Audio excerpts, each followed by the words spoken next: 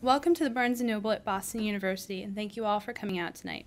We are honored to have an award-winning faculty member, Ha Jin, here with us this evening to read from and discuss his latest work, a collection of stories entitled A Good Fall. Focusing on the Chinese immigrant community in Flushing, New York, the stories in A Good Fall present an intimate portrait of both a people and a neighborhood struggling to make it in America while keeping ties to their homeland and their culture. Praise abounds for A Good Fall, but the New Yorker perhaps said it best. Reading Ha Jin is almost like falling in love. You experience anxiety, profound self-consciousness, and an uncomfortable sensitivity to the world, and somehow it's a pleasure. Like the best realist writers, Ha Jin sneaks emotional power into the plainest declarative sentences. Ha Jin was born in China, but emigrated to the United States in 1989 after watching the Tiananmen Square massacre while studying at Brandeis. The author of numerous works, including the 1999 National Book Award-winning Waiting, Ha Jin is also the recipient of 2 PEN/Faulkner Awards, the PEN/Hemingway Award, the Asian American Literary Award, and the Flannery O'Connor Award for Short Fiction. He's a faculty member here in the prestigious Creative Writing Program at Boston University. Ladies and gentlemen, please welcome Ha Jin.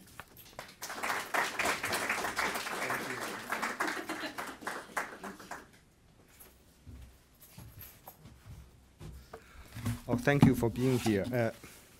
Can people in the back hear me? Okay, good. And I'm supposed to read and also speak about this book. It just came out, and let me say something about. I'm going to speak about the genesis of the book and also why the book is structured this way and set this way as a kind of a collection, but at the same time, all the stories somehow unified. And in fact, I plan to write some stories about the American immigrant experience for a long time, focused on the Chinese immigrants. But I didn't know where to set these stories because I would feel uncomfortable just to scatter the story in different places. I would have to find a place for the stories. And then in January 2005, I was invited to a conference sponsored by a Chinese language newspaper, but it's an American newspaper, called World Journal. And the conference was held in Flushing, New York. That was the first time I went there. I was very struck by the place. There were so many immigrants, and the streets were bustling with life. And I was in a hotel. My window, in fact, faced the train station. So early in the morning, I saw people hurrying to work. I was very moved by that. And then I realized that this should be the place. Because by comparison, the Chinatown in the lower east side was kind of dormant by comparison. So this place was more vibrant. That's how I began to think how to construct this book. And then later I went back to Flushing many times. I think altogether about 20 times. And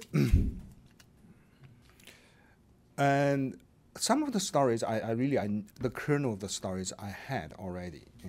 But during my visits, some of the stories would come up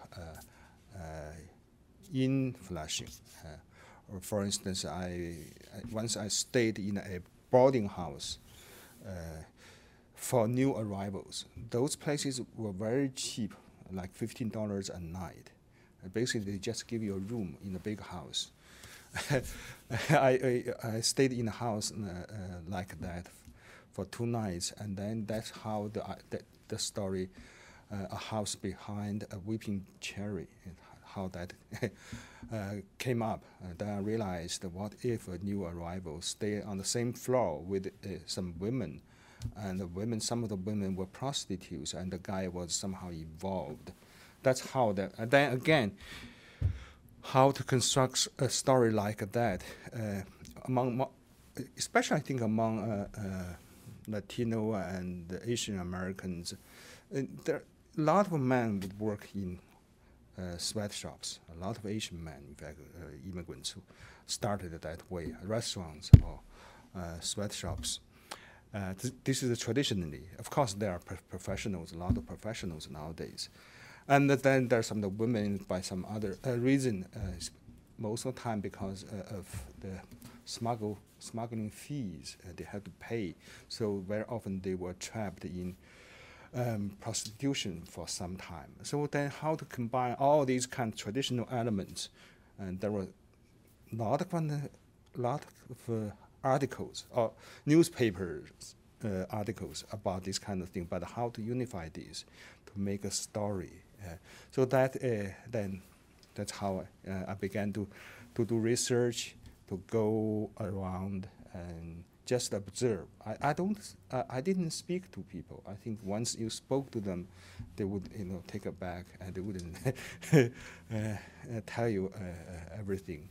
So I just walk around and visit the different places and try to observe. Each time, jot down some notes. I think that's important to observe, to discover some details. That's how gradually I had 12 stories for this book, and altogether they are set in the same place. That place, and also because the people, characters, they give kind of a unity to a book. Conventionally, most novelists would not write too many stories after they became a novelist, because a novel by comparison is a major form, whereas short stories are a minor form. But I think short story can also do more. That is, if a book is all the stories somehow related, then you can approach, describe a group of people or a place from different angles. And also you can deal with different subject matters. So as a result, a volume of short stories can give you kind of a kaleidoscopic view of a place and the people. So in that sense, a short story collection might do more than a novel. So that's why I like the short story as a form very much. I think for me it's more suitable because I teach all the time, so it's easier for me to spend a few hours on a story and then go teaching. I think that also because a short story is short. If it doesn't work, you can just give it up. You can abandon it, but you can't do it with a novel. You can't do it because a novel usually takes a few years to finish. You can't just abandon 2 years' work. It's a waste of life. So that's why a novel you have to plan well, and every step you have to really calculate right. But a short story, I think there is a lot of room to a freedom, kind of liberty you can have with the stories. And also, once you have a book of short stories set in a single place, or thematically unified, the stories would take a different form, because among the short stories there are different kinds of stories. There is, in fact, a tradition in which stories were written as a book, not just a single piece. For instance, the Dubliners, Winesburg, Ohio, those are classics of this kind. Nowadays, we have also people would say linked stories, but I think linked stories is slightly they are different. I would say they are more like they would try to get too close to the novel, because commercially speaking, novel is can sell more. I think that's the reason. But I do think stories of that convention established by Joyce and Sherwood Anderson, I think these are different kind of stories. Once they are assembled together, sometimes they can do more than a novel. As I said, they can give you a kind of variety of themes, styles, people, and perceptions. So in that sense, I think really it is also a challenge in that sense. No, but there are advantages as well. I think the stories in the book like that, each story would take a place to support the others. It provides a kind of context for others. And once they come together, the book, the stories as a whole would be stronger than just the kind of accumulation for each one. And also sometimes you don't have to write a complete story. For instance, in this book, the first one just very short, like three pages long. But it's necessary because it really provides a time and a place, a concern, major concerns, thematic themes for this book. So there are a lot of ways of doing, structuring a short story collection. But I think I always urge my students to think every story as part of a book. I think that's a good habit. Always, then you won't waste too much of your work. I'm going to read a short piece, a short story. This one is called "Children as Enemies," because most of the stories are long. Some of them are really very long, and so I'm going to read this short piece, and then I hope you have questions for me, and we can have some conversation. Okay, and this story is spoken by an old man, a man in his late 60s. He just arrived. It's kind of because he's a grandfather, so he is somewhat biased. Our grandchildren hate us. The boy and the girl, ages 11 and 9, are just a pair of selfish, sloppy brats and had no respect for old people.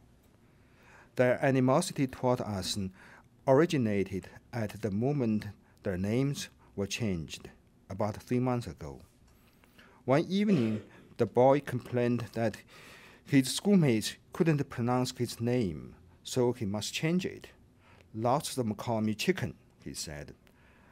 I want a regular name like everyone else.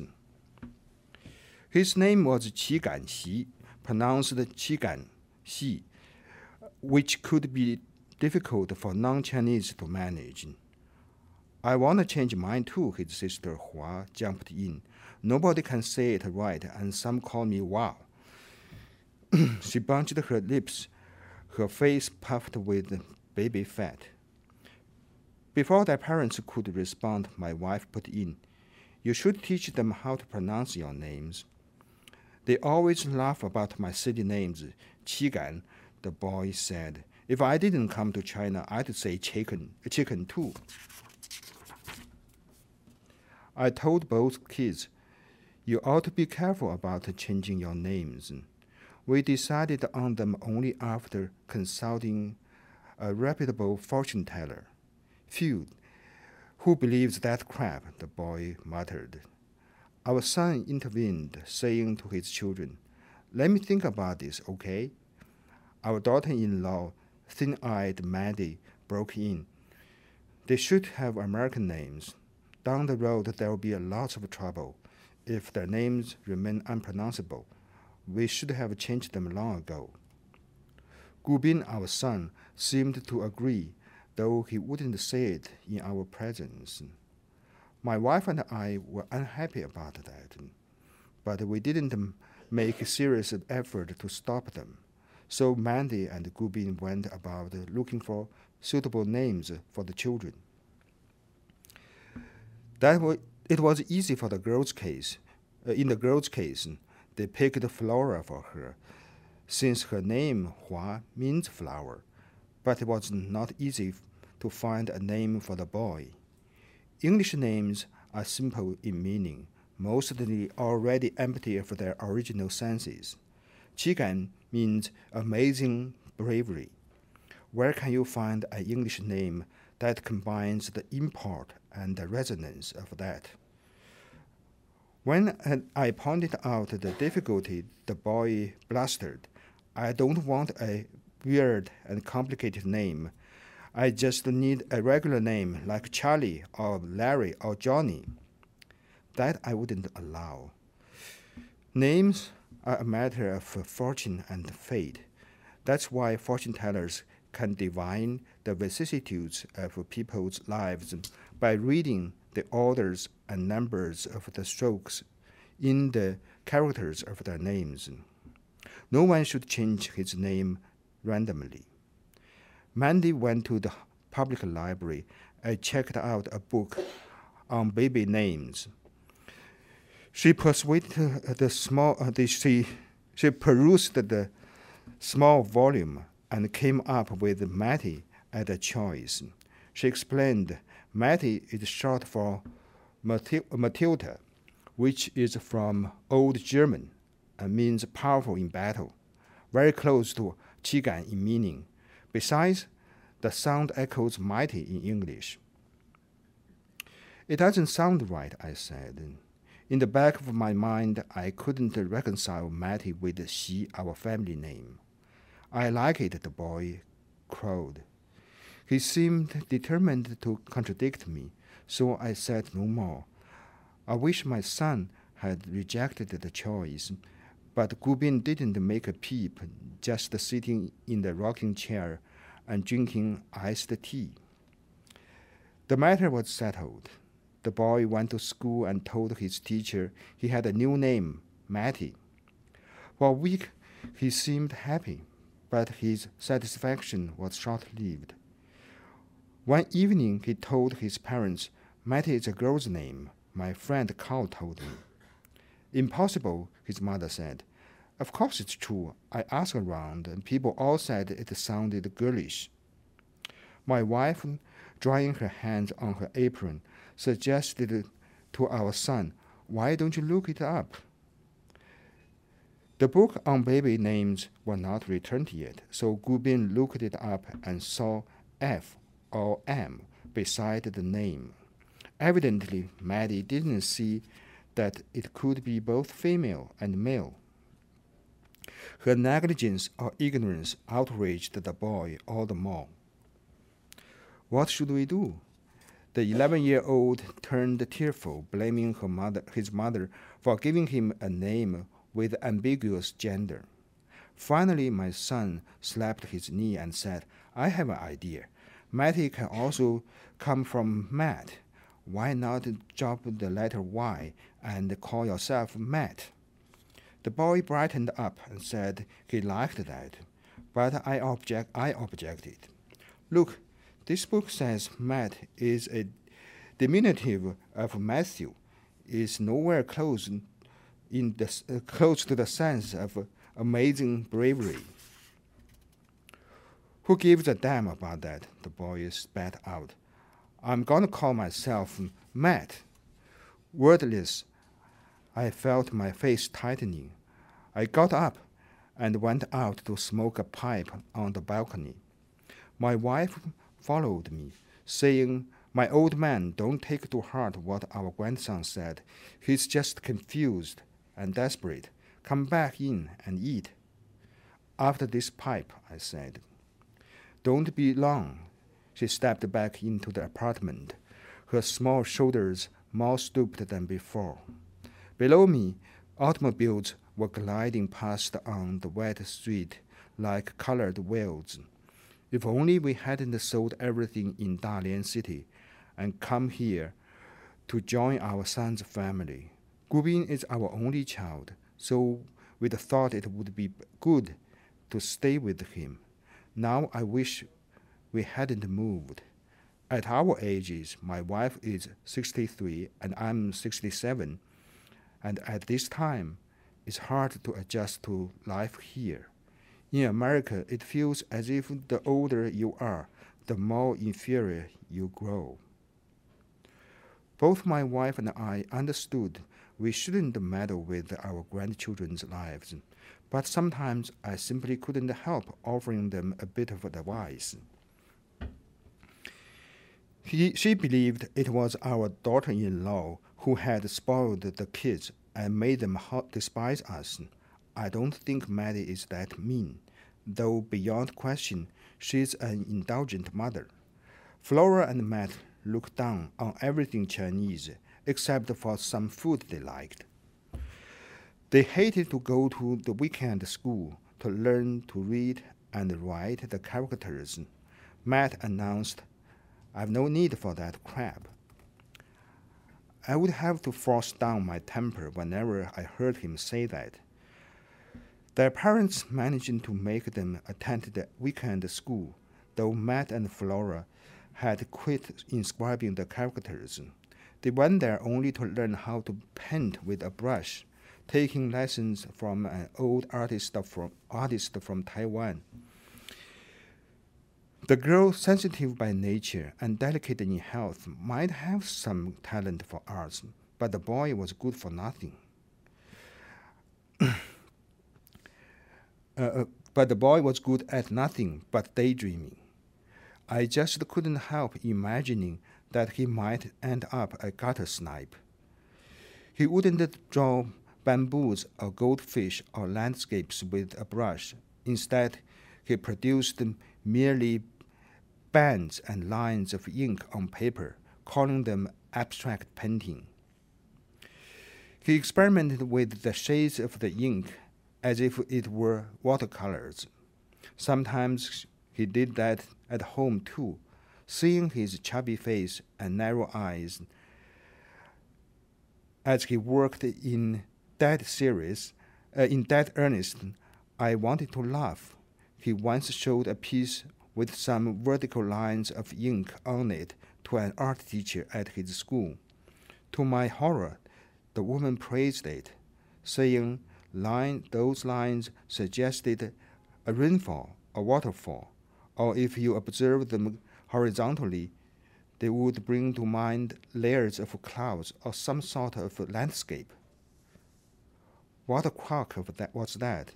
I complained to Gubin in private and urged him to pressure the children to study serious subjects such as science, classics, geography, history, grammar, and penmanship. If Matt really couldn't handle those, in the future he should consider learning how to repair cars and machines or how to cook like a chef. Auto mechanics made good money here. I know a fellow at a garage who can't speak any English, but puts in $24 an hour, plus a generous bonus at the end of the year. I made it clear to my son that a few tricks in art would never get his kids anywhere in life, so they'd better stop dabbling with a brush.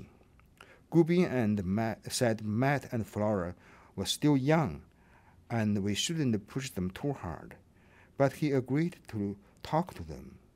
Unlike Gubin, Mattie aligned herself with the children, saying we ought to let them develop freely as individuals, not straitjacket them, as they would back in China.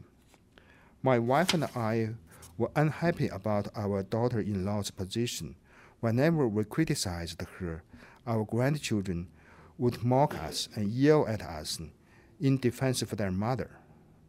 I have serious reservations about elementary education in the United States. Teachers don't force their pupils to work as hard as they can. Matt had learned both multiplication and division in the 3rd grade, but 2 months ago I asked him to calculate how much 74% of 1,586 was, and he had no clue how to do it. I handed him a calculator and said, "Use this." Even so, he didn't know he could just multiply the amount by 0.74. "Didn't you learn multiplication and division?" I asked him. "I did, but that was last year. Still, you should know how to do it." "We haven't practiced the division and multiplication this year, so I'm not familiar with them anymore." He offered that as an excuse. There was no way I could make him understand that once you learn something, you are supposed to master it and make it a part of yourself. That's why we say knowledge is wealth. You can get richer and richer by accumulating it within. The teachers here don't assign the pupils any real homework. Instead, they gave them a lot of projects, some of which seem no more than wool gathering and tend to inflate the kids' egos. My son had to help his children with the projects, which were more like homework for the parents. Some of the topics were impossible even for adults to tackle, such as what is culture, how is it made, how is it created? Make your argument for or against the Iraq War. How does the color line divide U.S. society? Do you think global trade is necessary? Why? My son had to do research online and in the public library to get the information needed for discussing those topics. Admittedly, they could broaden the pupils' minds and give them more confidence, but at their tender age, they are not supposed to think like a politician or a scholar. They should be made to follow rules, that is, to become responsible citizens first. Whenever I asked Flora how she was ranked in her class, she'd shrug and say, "I don't know." What do you mean you don't know? I suspected she must be well below the average, though she couldn't be lower than her brother. "Mrs. Gillen doesn't rank us at all," came her answer. If that was true, I was even more disappointed with the schools. How could they make their students competitive in this global economy if they didn't instill in them the sense of getting ahead of others and becoming the very best? No wonder many Asian parents viewed the public schools in Flushing unfavorably. In my honest opinion, elementary education here tends to lead children astray. 5 weeks ago, Matt declared at dinner that he must change his last name because a substitute teacher that morning had mispronounced the he as 11. He is XI, so it was mispronounced as 11. They put the whole class in put the whole class in stitches, and some students even made fun of the boy afterward, calling him Matt 11. Flora chimed in, "Yeah, I want a different last name too. My friend Rita just had her name changed to Wu. Some people couldn't pronounce N and call her Rita no good. N is a kind of Cantonese word, spelling for Wu. It spells Ng, so that's why she was called Rita no good. Their parents broke out laughing, but I couldn't see why that was funny. My wife said to the girl, "You have your husband's last name when you grow up and get married." "I don't want no man," the girl shot back. "We both must have a new last name," the boy insisted. I burst out, "You can't do that. Your last name belongs to the family, and you can't cut yourself off from your ancestors." "Baloney," the boy squished up his face. You mustn't speak to your granddad like that." His grandmother butted in. Mandy and my son exchanged glances. I knew they saw this matter differently from us. Maybe they had been planning to change their children's last name all along. Enraged, I dropped my bowl on the dining table and pointed at my finger at Mandy. "You've tried your best to spoil them. Now you're happy to let them break away from the family tree. What kind of daughter-in-law are you? I wish I hadn't allowed you to join our family." "Please don't blow up like this, Dad," my son said. Mandy didn't talk back. Instead, She began sobbing, wrinkling her God-shaped nose. The kids got angry and blamed me for hurting their mother's feelings. The more they blabbered, the more furious I became. Finally, unable to hold it back anymore, I shouted, "If you two change your last name, you leave. Get out of here. You cannot remain in this house while using a different last name." "Who are you?" Matt said calmly. "This isn't your home." "You are just our guests," added Flora. That drove both my wife and me mad. She yelled at our granddaughter. "So we sold everything in China, our apartment and candy store, just to be your guest here? Huh? Heartless, who told you this isn't our home?" That shut the girl up, though she kept glaring at her grandma. Their father begged no one in particular. "Please, let us finish dinner peacefully." He went on, chewing a fried shrimp with his mouth closed. I wanted to yell at him that he was just a rice barrel, thinking of nothing but food. But I controlled my anger. How could we have raised such a spineless son? To be fair, he's quite accomplished in his profession, a bridge engineer pulling in almost six figures a year. But he's hand-packed and indulgent with the kids, and got worse and worse after he came to America, as if he had become a man without temper or opinions. How often I wanted to tell him point blank that he must live like a man, at least more like his former self. Between his mother and myself, we often wondered if he was inadequate in bed. Otherwise, how could he always listen to Mandy? After that quarrel, we decided to move out.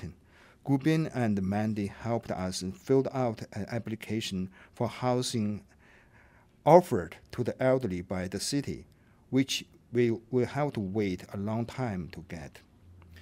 If we were not so old and in poor health, we'd live far away from them, completely on our own. But they are the only family we have in this country, so we could move only to a nearby place. For the time being, we've settled down in a one-bedroom apartment on 54th Avenue, rented for us by Gubin. Sometimes he comes over to see if we are all right or need anything. We've never asked him what last name our grandkids use now. I guess they must have some American name. How sad it is when you see your grandchildren's names on paper but can no longer recognize them, as though your family line has faded and disappeared among the multitudes. Whenever I think about this, it stings my heart. If only we'd had second thoughts about leaving China. It's impossible to go back anymore, and we'll have to spend our remaining years in this place where even your grandchildren can act like your enemies. Matt and Flora usually shun us. If we ran into them on the street, they would warn us not to torture their mother again. They even threaten to call the police if we enter their home without permission. We won't have to be warned. We've never set foot in their home since we moved out. I've told my son that we won't accept the kids as part of the family as long as they use a different last name. Gubin had never brought up that topic again, though I'm still waiting for an answer from him. That's how the matter stands now. The other day, exasperated, my wife wanted to go to Mandy's fortune cookie factory to raise a placard to announce, "My daughter-in-law Mandy Cheng is the most unfilial person on earth, but I dissuaded my old better half. What's the good of that? For sure, Mandy's company won't fire her just because she can't make her parents-in-law happy. This is America, where we must learn self-reliance and mind our own business. You can see the old man, in fact, he's very prejudiced, but there is no way for him to understand the need of the children. Of course, the children wouldn't explain. As a result, the gap between them gets wider and wider. And I hope you have questions. I think, yeah, we should have some conversation.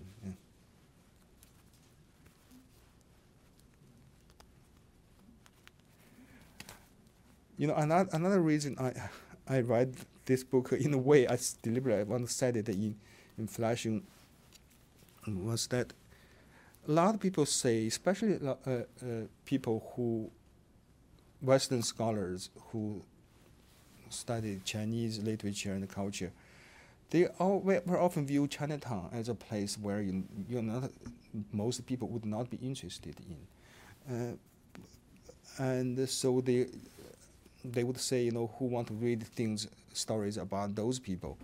For me, I think because I'm also an immigrant, and also I believe that it depends on the way and on what you write. I think that really make a difference. You can't say, because this is a good story, then you write it, and then it'll have more readership. It'll be more interesting. I don't think that's a good approach. You cannot tell the dancer from the dance, because the way you make a story and and the perspective you view the things and events and people, I think that will make the story more interesting. And that's why I deliberately did this, set all the stories in this kind of relatively obscure place. But in a way, I think that is an important aspect of American life. In fact, I would believe that many American towns originally started like that. You have a lot of new arrivals. They try to figure out how to make a living. Of course, they will have their deep attachment to their old lands. At the same time, they have to figure out how to continue in a new place. Yes. Yeah, I was going to say, I think it's the eternal dilemma of the, quote, melting pot. Mm-hmm. Most Americans, not necessarily the younger Americans, but the initial Americans all came from, I think, that dilemma of becoming comfortable in the new, but not losing the old. And how to navigate that is... Yeah, and conventionally, I think we use the metaphor, the melting pot. The Canadians would use a salad bowl. Salad bowl because nobody really melts, but somehow together people get together can make a dish. I think so. I think maybe it's a better metaphor. I think in that sense, you don't have to lose yourself in order to participate. I think that makes sense, and everybody can stay within this course, but you still you play your part. You don't have to change it in order to suit a standard. I think by the old metaphor, the melting pot, in a way, then they're supposed to, everybody is, we're supposed to lose ourselves, right? But I think people, I think, can understand now. You don't have to be a different person, but still you can become an American in that sense. Yeah. Another thing I think a lot of the stories deal with it's a major theme, I think, in immigrant life, especially in the American experience, is that the United States used to be the place where you can always turn a new page. You can restart, invent yourself.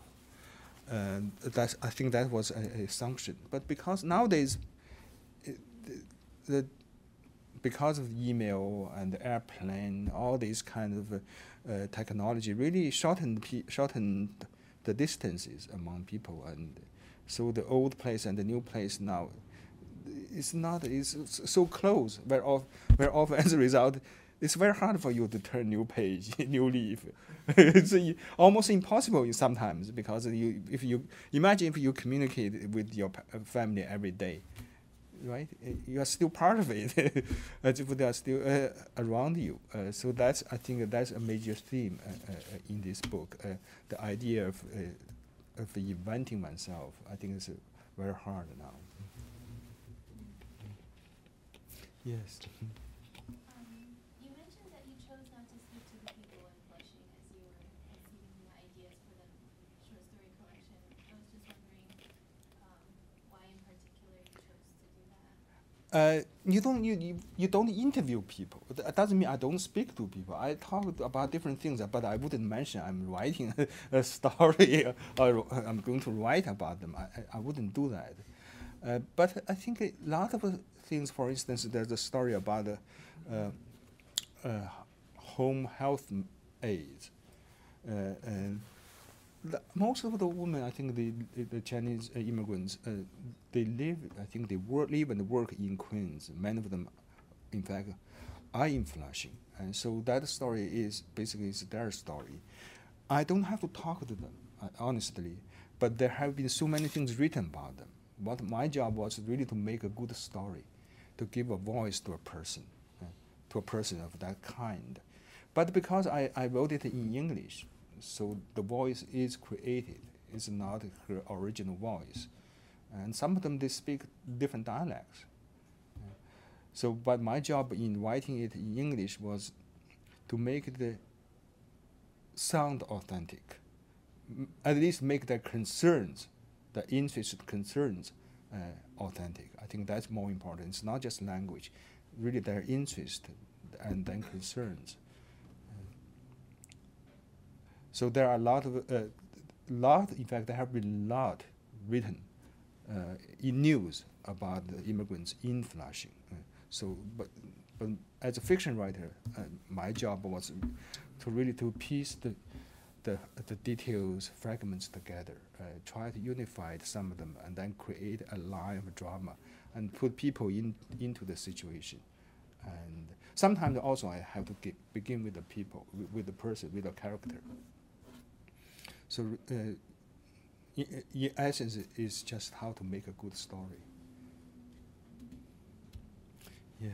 Thank you for reading that wonderful story and drawing our attention to the significance of names. I've always wondered about your own name, whether it has any particular meaning. I think Chinese names are still, because of the characters usually has a kind of graphic aspects in it. As a result, all the characters have meanings. So one person, a child is born, and the parents can't just give a name randomly because it sounds right. And you have to figure out the meaning in the meaning in the name. And there have been fortune tellers who do this kind of fortune telling by analyzing the order of the strokes in the name, and I think in combination with the date of birth, they can tell. Assumably, they can tell one's fortune. And so, in that sense, there has been a tradition, a kind of either custom or culture. There has been a tradition, and names are important. But originally English names also had meanings, but gradually they became less relevant. In my personal case, my family name is Jin. That has meaning. It means gold. So my personal name, given name, is Xue Fei. That means flying snow. So gold, flying snow. That's my meaning of the name. In fact, because when I was born, there was a huge snowstorm. So basically, people who couldn't go out. And so that made my parents more imaginative with a name. But my pen name, Hajin, last name is my family name. Ha is the first character of the city Harbin, where I went to college there. So I like the city a lot. So every Chinese name has some meaning. You can tell. It's very clear.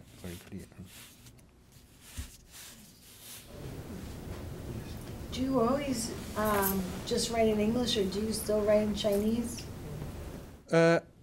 Occasionally, yes. Usually, I write short pieces for an essay or article in Chinese. But in recent years, I began to translate my own work into Chinese. So especially for in this case, I just finished the translation. It's different because whenever you sign a contract for translation, there is always a deadline attached to it. So when I'm teaching, I just don't have the time. With a volume of short stories, it's harder because first, a short story usually is closer to poetry. Every sentence is written more carefully. So as a result, the translator has to spend more time. And that demands more. Also, the words are fewer. There are not as many words as a novel. So the translator would get paid less. So for them, that's not really a good job. And in addition to the time limit. So that's why I would do the work by myself. I think I may continue to translate my other books. I've reached the time I don't think I should, to the point where I think I should keep the linguistic connection. I can't say I want to really sever the ties with the language. I would say there are other concerns. For instance, there are a lot of people, especially the Chinese officials, they spread words and propaganda. They will say this man, he doesn't care about China anymore. He has never returned to China, and he's American. Everything he's written about is American. That's one kind of propaganda. The other kind will say, if he writes about the United States, nobody would read him. He only sells our stories to the Westerners. There are all kind of distortion. So, but if I translate my own work back into Chinese, sentence by sentence, people can see what the work is like, and also nobody can say, I don't care. I can keep the linguistic ties, and whatever the officials say, it doesn't matter. It doesn't matter. It's only because I do the work. As long as I'm careful on the page, and translated everything back into Chinese, I think time will prove whether the work is valuable. I do believe translatability is a literal principle. I do believe that, especially when you write about people who don't speak the language, who can't read the language. So that means once the book is translated into their language, they would be the judge. And so that's why I think translatability is really a fundamental principle for me. In fact, this book, really a sentence by sentence, every phrase, except one phrase, I added one phrase because I couldn't help being playful. Because you see, there are losses in translation. Also, there are losses here in writing English. A lot of things, Chinese thoughts and understandings, they are not. You can't find equivalent in English, but you have to make other ways to make up for them. The same with the Chinese. So there is, in other words, between the gap of the space of the two languages, there is a creative space. So if you know two languages well enough, the author can take a liberty with the translation, whereas the translator can do it. So I think that is precious. And I think that's why for me is, if I do the work, I can be more creative. Yes. Well, you write a story about Chinese immigrants. Well, you said you yourself is an immigrant. How do you feel about being in America while you're an immigrant? No, I think I'm more immigrant than an exile. If I'm an exile, I decide I'm self-exile, not because I cannot return to China. For some years I couldn't, but now I think I can if the political situation is not that tense. But I'm an immigrant. I do believe. In that sense, I know I'm a Chinese American. My situation is very different from others because I had lived in China for 29 years before I came. I cannot say I have nothing to do with China. That would erase my own past. That would be suicidal. So for me, I have to have that phrase, hyphen, Chinese American, because my situation is particular. But that also means I'm a more immigrant. The experience, I think, the experience closest to my heart at the moment is the immigrant experience. Again, to write about the immigrant experience, this is a very big issue, and in fact, I wrote a small book on this, The Writer as a Migrant. In literature, the real big, great literature is written by the exile, not the immigrant, because immigration by definition is basically an American experience. But nowadays you can see there are migrants everywhere. But immigration is an American experience. It's a minor form in literature. Of course, there are good books and some grand books written about this experience. But compared with the exile, it's very minor. Think about it, Odyssey, right? Dante, the Divine Comedy, you name it, Ovid. From the very beginning, all the giants, they were exiles, not immigrants.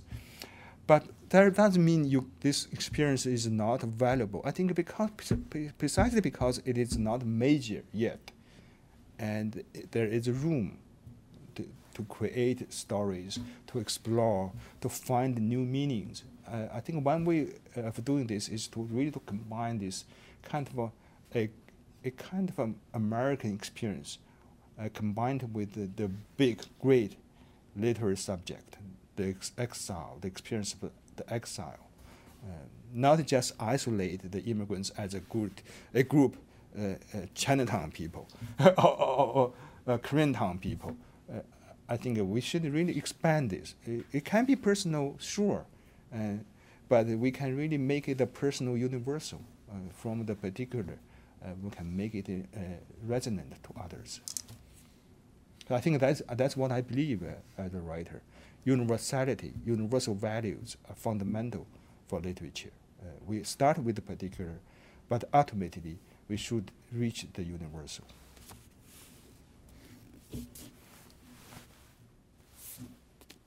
Thank you.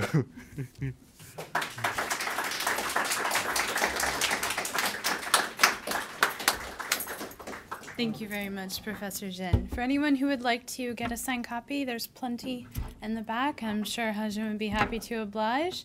And thank you all for coming tonight. Have a good night.